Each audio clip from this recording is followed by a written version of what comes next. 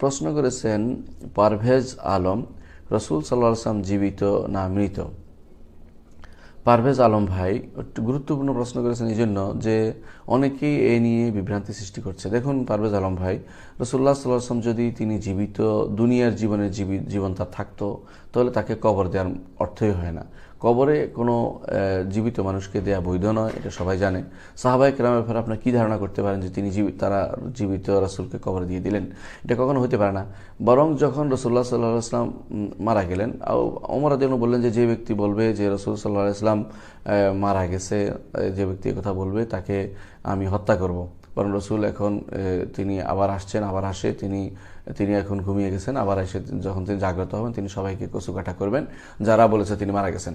একথা বলে ওমর রাদিয়াল্লাহু আনহু শোকের আতিশয্যে তিনি তার তরবারি নিয়ে দাঁড়িয়ে গেলেন। এমন সময় ওমর রাদিয়াল্লাহু আবু বকর রাদিয়াল্লাহু এসে বললেন, তিনি সুলহায় ছিলেন তার নিজস্ব জায়গাতে, সেখান থেকে এসে বললেন যে তিনি তাকালেন, তাকিয়ে বললেন যে ভিতরে, যে ওমর রাদিয়াল্লাহু আনহু ভিতরে, আবু বকর ভিতরে ঢুকে দেখলেন যে রাসূলুল্লাহ সাল্লাল্লাহু আলাইহি ওয়াসাল্লাম মারা গেছেন। তিনি রাসূলুল্লাহ সাল্লাল্লাহু আলাইহি ওয়াসাল্লামের মুখের কাপড় ঢাকনা খুললেন, কাপড় খুলে তিনি রাসূলুল্লাহ সাল্লাল্লাহু আলাইহি ওয়াসাল্লামের মুখে চুমু খেয়ে বললেন যে তিবতা হাইয়ান ওয়া মাইয়াতান, ইয়া রাসূলুল্লাহ, আপনি জীবিত এবং মৃত সর্বাবস্থায় আপনি হচ্ছেন আমাদের জন্য উত্তম, এই জন্য উত্তম আদর্শ। সেই জন্য তিনি বললেন যে আপনি অবশ্যই, আল্লাহ আপনাকে দুইটি মৃত্যু দিবেন না, আপনার অবশ্যই যে মৃত্যু আসা সেটা এসে গেছে।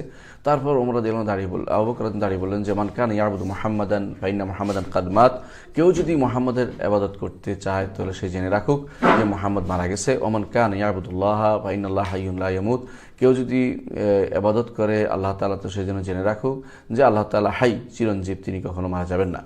এরপর রাসূলুল্লাহ সাল্লাল্লাহু আলাইহি ওয়াসাল্লামের সাহাবায়ে কেরাম তাকে দলবদ্ধ ভাগ ভাগ হয়ে তারা রাসূলের জানাজা পড়লেন, তারপর তাকে কবরস্থ করলেন, তাকে ধোয়ালেন, কবরস্থ করলেন। এত কিছু করার পর আপনি বলবেন যে রাসূল জীবিত? হ্যাঁ, তিনি কবরের জীবনে তার একটা জীবন আছে, কবরে সেই জীবনটা সমস্ত ঈমানদারেরও আছে, কাফেরও আছে। সুতরাং এই জীবনের বৈশিষ্ট্য আলাদা আলাদা প্রত্যেকের। সেই জীবন দুনিয়ার জীবনের মতো নয়। সেটা হচ্ছে যেমন কাফেরের শাস্তি হচ্ছে কবরে, ঈমানদার নাজ নেয়ামত ভোগ করছে, তার মধ্যে উত্তম যারা সত্যিকার, যাদের সম্পূর্ণ নেয়ামত পাচ্ছে, তারা হচ্ছে সোহাদা। আল্লাহ তাআলা তাদেরকে বলছেন, তাদের সম্পর্কে বলছেন, তাদেরকে তোমরা মৃত বলো না, তারা আল্লাহর কাছ থেকে রিজিক পায়। অর্থাৎ দুনিয়ার জীবনের মৃত হলো, আখিরাতের জীবনে তারা অত্যন্ত আলিশান জীবনযাপন করতেছে, সুন্দর জীবনযাপন করতেছে, তার রিজিক প্রাপ্ত হচ্ছে। ঠিক নবী রাসূলগণ কবরে তাদের উন্নত জীবন রয়েছে, সেই জীবন দুনিয়ার জীবনের মতো নয়। দুনিয়ার জীবনের মতো কোনো কিছু কল্পনা করা বা দুনিয়ার জীবন যেভাবে একে অপরের কাছে চেয়ে বেড়াতে পারে এরকম কিছু বলা বা তাদের কাছে কিছু চাওয়া, এই জাতীয় কিছু বিশ্বাস আমাদের করা যাবে না, কারণ এগুলি শিরকি এবং কুফরি এবং পথভ্রষ্টতা। তারা আখিরাতের জীবনে জীবিত আছেন, সেই জীবনের সাথে দুনিয়ার জীবনের কোনো মিল নেই, এটা আমাদের মনে রাখতে হবে।